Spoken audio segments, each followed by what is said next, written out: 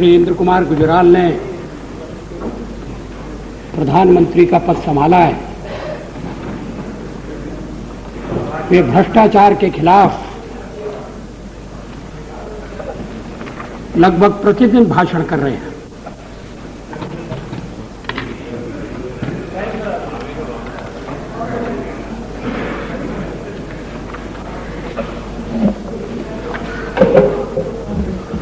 हर भाषण में भ्रष्टाचार का उल्लेख होता है।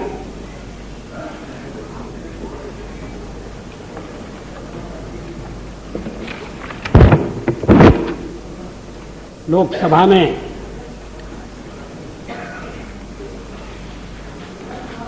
बाईस अप्रैल को वाद विवाद में भाग लेते हुए प्रधानमंत्री जी ने जो कुछ कहा,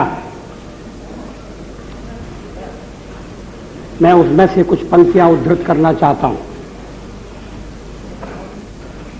एक वादा यह है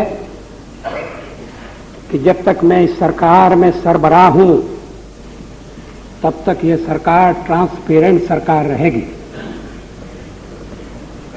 यह सरकार पूरी तरह से कोशिश करेगी कि ये अकाउंटेबल रहे। इसके बाद भी ये भ्रष्टाचार के मुद्दे पर बोलते रहे हैं। उन्होंने ये स्वीकार किया कि भ्रष्टाचार के खिलाफ कुछ कड़ी कार्रवाई की आवश्यकता है।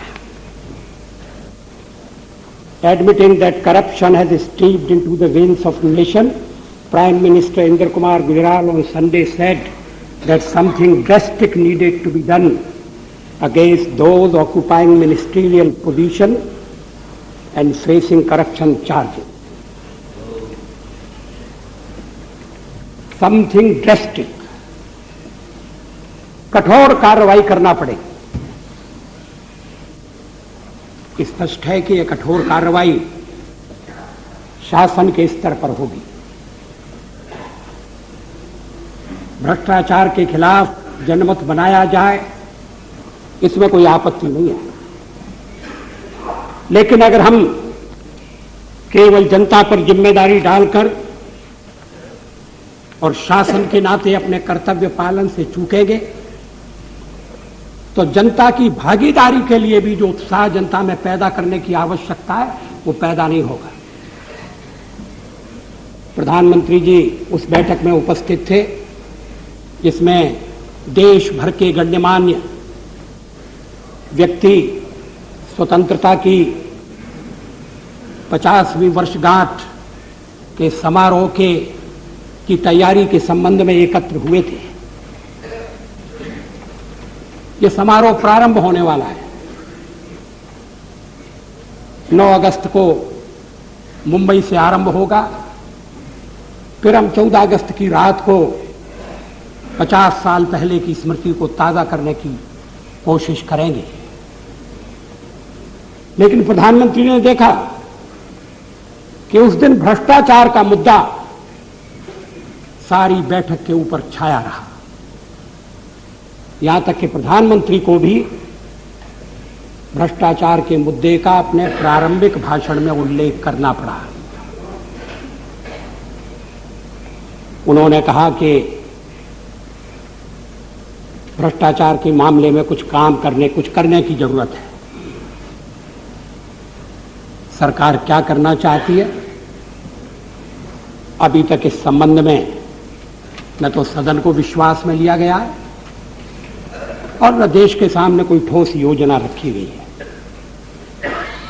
अभी हाल के एक भाषण में उन्होंने स्वीकार किया है कि भ्रष्टाचार विकास के मार्ग में भी बाधा पैदा कर रहा है।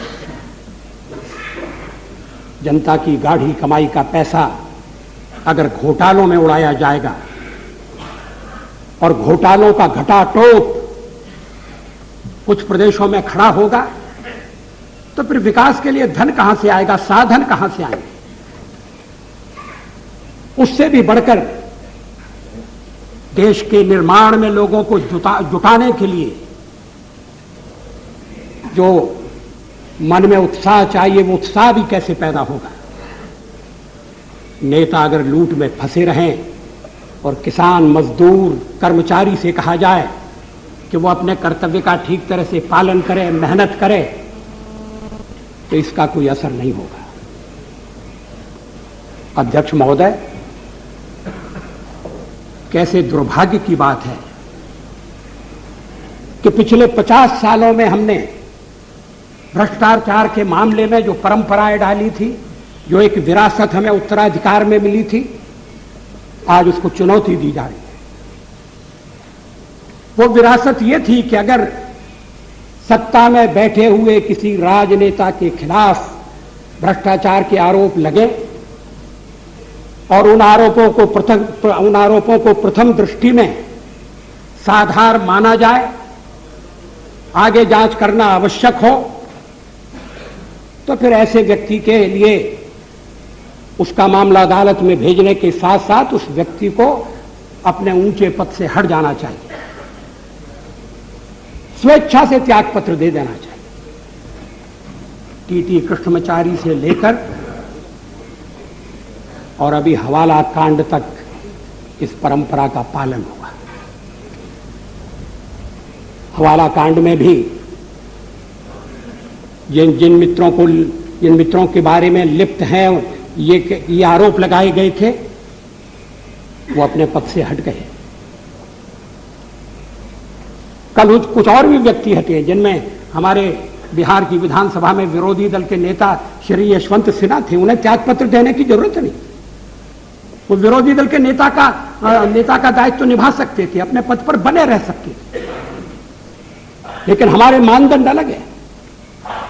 हमने कहा नहीं, आपको भी त्यागपत्र दे देना चाहिए। आडवाणी जी ने कहा कि जब तक हम दोष मुक्त नहीं होंगे हम चुनाव नहीं लड़ेंगे। कल और भी कुछ मित्र दोष मुक्त हुए, लेकिन पहली बार इस परंपरा को, इस विरासत को चुनौती दी जा रही है। बिहार के मुख्यमंत्री कह रहे हैं मैं क्यों इस्तीफा दूं। ये भी कह रहे हैं कि मुझे फांसी पर चढ़ना पसंद है मगर इस्तीफा देना पसंद है। स्वतंत्रता के लिए लोग फांसी पर चढ़ा करते थे।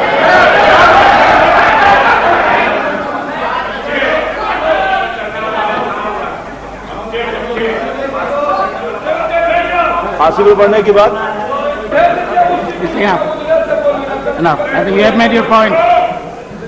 अगर आपके पास प्रमाण हो, कहीं भी प्रमाण हो, उस प्रमाण को आप रखें। अब मैं प्रमाण पेश करने लगा हूं। प्लीज। आज पटना की अदालत में श्री लालू प्रसाद यादव और उनके साथी एंटीसिपेटरी बेल के लिए गए थे। उस मामले का फैसला हो गया है। जज ने जो कुछ कहा है उनके निर्णय का एक अंश मैं उद्धृत करना चाहता हूं। अदालत के फैसले के रूप में मैं जो कुछ उद्धृत कर रहा हूं उसकी जिम्मेदारी ले रहा हूं। यह अदालत के फैसले का एक अंश है, इसके बारे में कोई संदेह नहीं होना चाहिए। इस फैसले से जो नई परिस्थिति पैदा हुई है उससे केंद्र सरकार निपटेगी, वहां के राज्यपाल उस पर विचार करेंगे। अध्यक्ष महोदय, ये जस्टिस धालीवाल का निर्णय है जो एंटीसिपेटरी बेल पिटीशन को अस्वीकृत करते हुए आज दिया गया। मैं उसको उद्धृत कर रहा था, बीच में टोका टोकी हो गई। मैं चाहता हूं रिकॉर्ड ठीक रहे। If the evidence is to be believed prima facie, then it is a clear case of systematic loot of public money over the years, depriving the poor people of their share. Why are you provoking? Therefore, it is a crime against the state. Therefore, the petitioners do not deserve the privilege of anticipatory bail. ये एक लंबी भ्रष्टाचार की कहानी का एक हिस्सा है। हमारे मित्र कह रहे थे कि आप बिहार की परिस्थिति पर बोलिए। मैं बिहार की परिस्थिति पर भी आने वाला हूं। लेकिन क्या भ्रष्टाचार बिहार की परिस्थिति से भिन्न है, अलग है? सवाल एक घोटाले का नहीं है, घोटाले के ऊपर घोटाला, घटाटोप घोटाला, और उससे सरकारी खजाना खाली, विकास के लिए धन नहीं है, प्रगति ठप है, सरकार नाम की चीज नहीं है। पंचायतों के चुनाव नहीं हुए, पंचायतों के चुनाव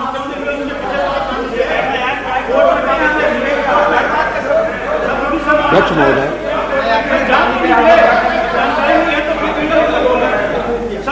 सुप्रीम कोर्ट में मामला सारा प्रयत्न ये हो रहा है।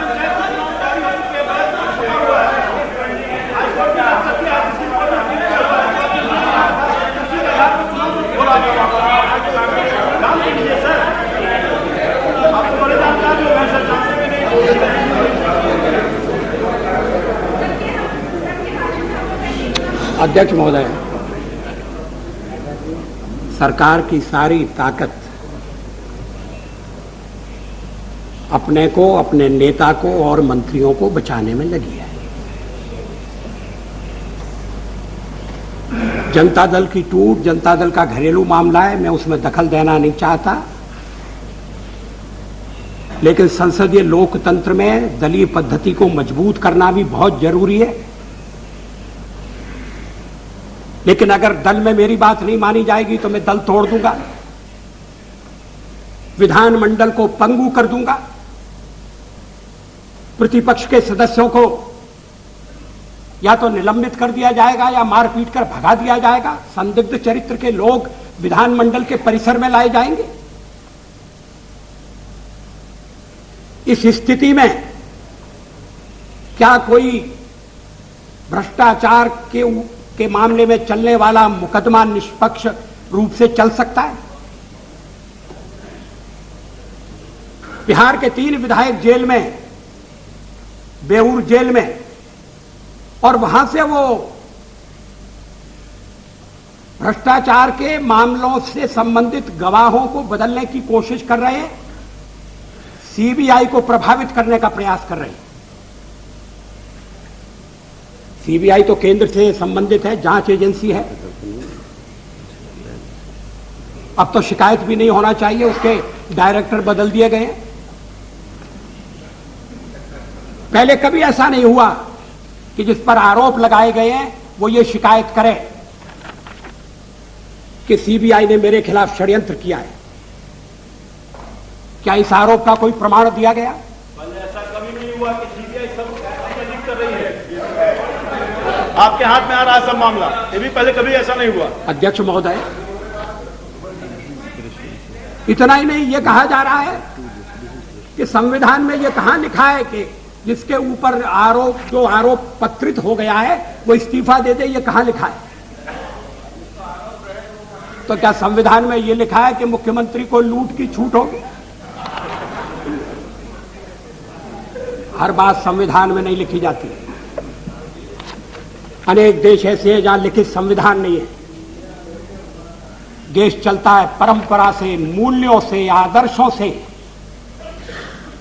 और आज भ्रष्टाचार का एक मामला नहीं है, एक व्यक्ति का सवाल नहीं है, एक प्रदेश की भी चिंता नहीं है। आज गणतंत्र के लिए खतरा पैदा हो गया है। अगर राज सत्ता मुट्ठी भर अपराधियों के हाथ में केंद्रित हो जाएगी, एक एक करके लोकतंत्र की संस्थाएं पंगु बना दी जाएंगी, अप्रभावी बना दी जाएंगी, जो खिलाफ खड़ा होगा उसकी हत्या का षड्यंत्र रचा जाएगा, गवाह मिलेंगे नहीं मुकदमे के लिए। कि एग्जीक्यूटिव अगर अपने कर्तव्य का पालन नहीं करेगी तो फिर न्यायपालिका का दरवाजा खटखटाने के अलावा नागरिकों के पास और कोई रास्ता नहीं रहेगा। होना तो ये चाहिए कि एग्जीक्यूटिव अपने कर्तव्य क्षेत्र के अंतर्गत अपने कर्तव्य का पालन करे और न्यायपालिका अपने अधिकार क्षेत्र तक सीमित रहे। लेकिन अगर मामले लटकाए जाएंगे, ये चारा घोटाला लीजिए, 1.5 साल से चल रहा है, लगातार चल रहा है, प्रक्रिया जटिल है, विलंब होते हैं, भ्रष्टाचार के मामले कब तक चलेंगे? अगर तो जो जिन पर आरोप लगते हैं उनके साथ भी अगर न्याय करना है तो उसका तकाजा यह है कि जल्दी से सुनवाई होना चाहिए, तुरंत फैसले होना चाहिए। और इसके लिए अगर प्रक्रिया में सुधार करने की जरूरत है, प्रधानमंत्री प्रस्ताव लेकर आए और सदन उनका समर्थन करेगा।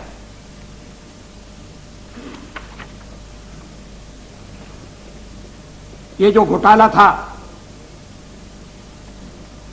जिसमें पहले 2 साल पहले लोग घोटाले में लपेटे गए थे,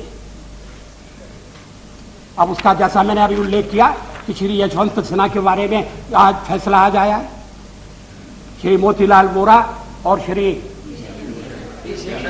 शिवशंकर जी, अजीत पांजा, उनको मुक्त कल मुक्त किया गया।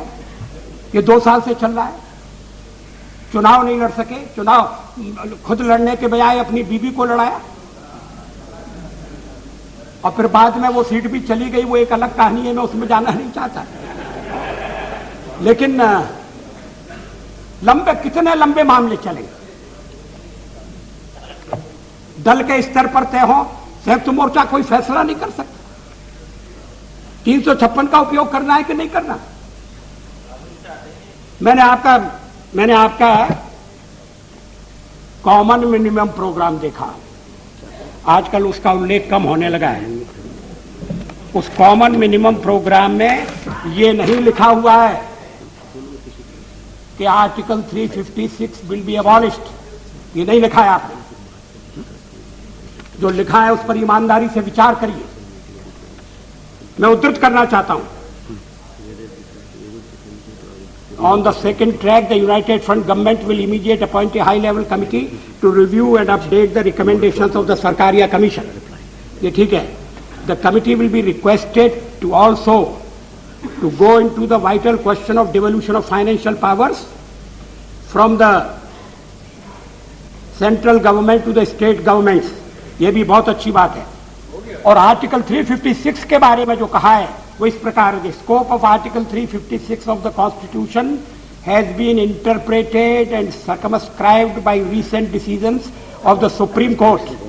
Article 356 will be amended to reflect these decisions and to prevent the misuse of that article. Misuse को रोकने की बात कही गई है. तो क्या अगर बिहार में उसका उपयोग किया जाता या किया जाए तो क्या वो दुरुपयोग होता? आखिर जब कोई रास्ता न हो, बिहार और महाराष्ट्र की तुलना मत करिए. अकेले बिहार में दलितों का जो सामूहिक नरसंहार हुआ है उसके सामने मुंबई की घटना पड़ जाती है. अध्यक्ष महोदय, बिहार में प्राइवेट सेनाएं बनी हुई है और लोगों का कत्लेआम हो रहा है. अब उत्तर प्रदेश में आएगा, अभी महाराष्ट्र में थे, अब उत्तर प्रदेश में क्या हो रहा है? सभापति महोदय, मैं आर्टिकल 356 की चर्चा कर रहा हूं. उसमें मैं कोई आरोप नहीं लगा रहा. ये मैं मांग जरूर कर रहा हूं कि जब सब रास्ते बंद हो गए और कोई रास्ता खुला नहीं है तो फिर इस परिस्थिति का तकाजा ये होगा कि आर्टिकल 356 का उपयोग किया जाए. फिर प्लीज, यूनाइटेड फ्रंट ने भी आर्टिकल 356 को खत्म करने की बात नहीं कही है. ठीक है, इंटर स्टेट काउंसिल बनी है, वो विचार कर रही है और उसका दुरुपयोग रोका जाए, इसका प्रबंध करना जरूरी है. लेकिन अब जैसे बिहार की स्थिति हो गई है, वहां लोकतांत्रिक संस्थाएं चल नहीं रही है. अदालत के सिवा कोई रास्ता नहीं है. एक रास्ता था जिसका अवलंबन नहीं किया गया, नहीं किया जा रहा. और ये सुझाव उस दिन स्वतंत्रता की 50वीं वर्षगांठ के संबंध में आयोजित बैठक में श्री सी सुब्रमण्यम ने रखा था. उन्होंने कहा कि बिहार में राज्यपाल महोदय ने मुख्यमंत्री के विरुद्ध लगाई जाने वाली चार्जशीट को देखा है मुख्यमंत्री पर जो 4 आरोप लगे हैं और उन पर जब मुकदमा चलाने की मांग हुई तो मुख्यमंत्री पर मुकदमा तब तक नहीं चलाया जा सकता जब तक कि गवर्नर की अनुमति नहीं है। और गवर्नर ने कहा कि आरोप कौन से हैं, चार्जशीट कहां है। 37 दिन तक गवर्नर महोदय उस पर विचार करते रहे। जरूर उन्होंने गहरा अध्ययन किया होगा, विधि शास्त्रियों की राय ली, एडवोकेट जनरल से परामर्श किया और फिर उन्होंने इस बात की इजाजत दी कि ठीक है, प्राइमा फेसी केस है और चार्जशीट लग सकती है। अब इसके बाद क्या गवर्नर महोदय का और कोई कर्तव्य नहीं? क्या उन्होंने ये नहीं सोचा कि चार्जशीट अगर लगा दी जाएगी तो मुख्यमंत्री के पद पर बने रहते हुए किसी व्यक्ति के खिलाफ कहीं भी, और बिहार का, विशेषकर बिहार में साक्ष्य जुटाना एक असंभव काम होगा। 6 के करीब लोग संदेहास्पद स्थितियों में मारे गए। कौन खिलाफ गवाही देगा? कौन सत्य का उद्घाटन करेगा? छोटे मुकदमों में इसलिए कि गवाहों को प्रभावित न कर दें, बेल देने से इनकार कर दिया जाता है। आज बेल देने से इनकार किया, ये अच्छी बात है, लेकिन गवर्नर महोदय ने सोचा नहीं? क्या केंद्र से परामर्श नहीं किया? क्या हमारे गृह मंत्री उनसे बात नहीं करते रहे? जो भी परिस्थिति पैदा होगी उसका सामना करना पड़ेगा। आखिर गवर्नर ने संविधान की शपथ ली है। मुख्यमंत्री और मंत्री श्री सुब्रमण्यम ने इस बात पर बल दिया था कि मुख्यमंत्री और मंत्री गवर्नर का जब तक प्लेजर है तब तक ऑफिस होल्ड कर सकते हैं, और गवर्नर चाहे तो अपना प्लेजर विड्रॉ कर सकता है। गवर्नर त्याग पत्र देने के लिए कह सकता है, अगर उसकी बात न मानी जाए गवर्नर आगे कदम बढ़ा सकता है। इसका भी अवलंबन नहीं किया गया। इसका अवलंबन किया जाता तो एग्जीक्यूटिव की निर्णय लेने की, कार्रवाई करने की क्षमता दृढ़ होती। अदालत पर छोड़ दिया गया है। खैर मुकदमा चल रहा है, मैं उसमें विस्तार से जाना नहीं चाहता। और अगर पार्टी स्वयं अपने को अनुशासित नहीं करती, जनमत उसको प्रभावित नहीं करता, अगर राज्यपाल भी अपने दायित्व को पूरा नहीं करते, तो फिर आर्टिकल 356 के अलावा मुझे तो और कोई रास्ता दिखाई नहीं देता। लेकिन संयुक्त मोर्चे में मतभेद के कारण एक निर्णय लेना संभव नहीं हो पा रहा। यह सत्ता का खेल नहीं है। इस समय गणतंत्र संकट में है। लोकतंत्र को ऐसी चुनौती कभी नहीं मिली। 50 साल हो गए। जिस तरह से सबको नकारा जा रहा है। अभी रेल मंत्री गए थे, मैंने अखबार में पढ़ा, कहां तक ठीक है मैं नहीं जानता, कि रेल मंत्री की सुरक्षा के लिए रेलवे प्रोटेक्शन फोर्स की जरूरत है। प्रदेश सरकार के ऊपर वो सुरक्षा की जिम्मेदारी नहीं छोड़ सकते, और उनकी सभा में गड़बड़ करने की कोशिश की। हमारी सभा कौन करने देगा? और बॉम्ब चलाया, और प्रधानमंत्री कहते हैं जनता को जागृत करो। जनता भयभीत है, जनता आतंकित है, माफियाओं की मुट्ठी में जनता। हाँ, उन्होंने ही चलाया होगा। जनता को कैसे जागृत किया जाएगा? नहीं, नॉट रनिंग का बैंड नहीं, बैठो ना। I have not given you permission. अध्यक्ष महोदय, भाई को मारा या किसी को मारा, वो भी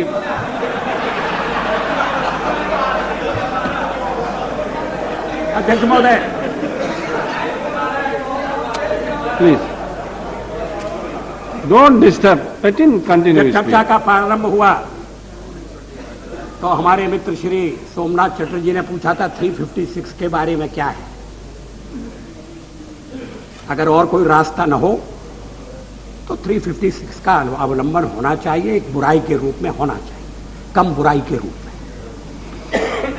लोकतांत्रिक मूल्य खतरे में पड़ जाए, गणतंत्र पर आंच आ जाए और हम कहें कि हम संविधान की 356 की 56 का उपयोग नहीं करेंगे, वो उपयोग नहीं होगा, दुरुपयोग नहीं होगा, सदुपयोग होगा। 356 में कोई बुराई नहीं है। सेंट्रल गवर्नमेंट, हाँ मैं इस पर आना चाहता हूं। आज जो प्रदेश में परिस्थिति पैदा हो गई है, वो परिस्थिति अगर केंद्र में पैदा हो गई और अगर हम इसी तरह से ढील देंगे और मूल्यों की चिंता नहीं करेंगे और हर चीज अदालत पर छोड़ेंगे, तो किसी दिन ये मौका आने वाला है कि अदालत की तरफ से हमको मिलेगा एक खर्रा कि आप ये कर सकते हैं, आप ये नहीं कर सकते।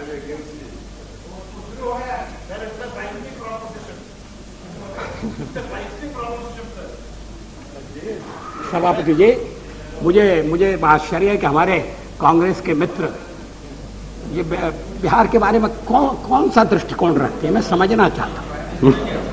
खाली समझ के लिए नहीं, वो भाषण करेंगे। पटना में कुछ कहना और यहां कुछ कहना, और कहना कुछ और करना कुछ। अब ये राजनीति मेरी समझ में नहीं आती। वहां विधानसभा में एक दिन लालू प्रसाद की सरकार अल्पमत में रह गई थी, एक दिन नहीं कुछ दिन। जब जनता दल का विभाजन हो गया था, वो अल्पमत में थे, उन्हें चुनौती दी गई थी। एक तो रात में उन्होंने झारखंड से समझौता कर दिया, किस कीमत पर किया मैं नहीं उसमें जाना चाहता।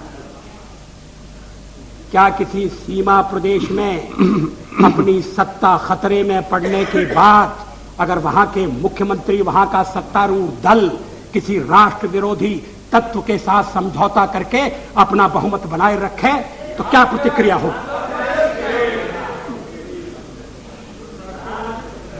आप प्रत्येक झारखंड के खिलाफ थे, तो झारखंड आपने स्वीकार कैसे कर दिया? और कांग्रेस ने कहा हम तटस्थ रहेंगे, रामाय स्वस्ति रावणाय स्वस्ति, हम तटस्थ रहेंगे। और तटस्थता का कारण यह दिया कि हम विधानसभा में भारतीय जनता पार्टी के साथ वोट नहीं कर सकते। ये संप्रदायवादी हैं, कांग्रेस सेक्युलरवादी है। संप्रदायवादियों के साथ वोट उन्हें गवारा नहीं है। लेकिन जब देवेगौड़ा की सरकार हटाने का सवाल आया था, तो आपने हमारे साथ वोट किया था या नहीं किया था?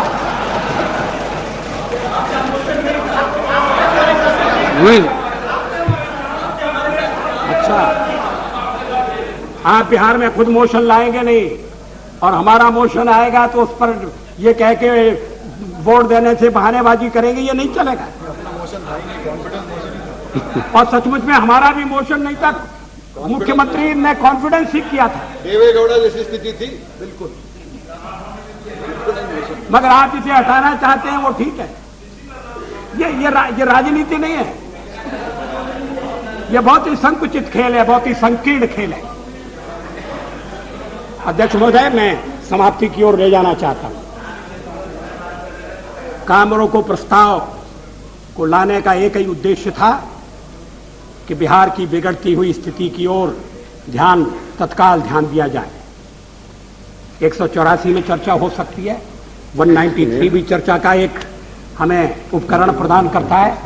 लेकिन आज देश इस सत्र की ओर, इस संसद की ओर जिस आशा भरी निगाह से देख रहा है, अगर हम पहले ही दिन और उसके बाद आपके आदेश के अनुसार दूसरे दिन बिहार की स्थिति पर चर्चा न उठाते, तो हम अपने कर्तव्य का पालन करने से चूक जाते।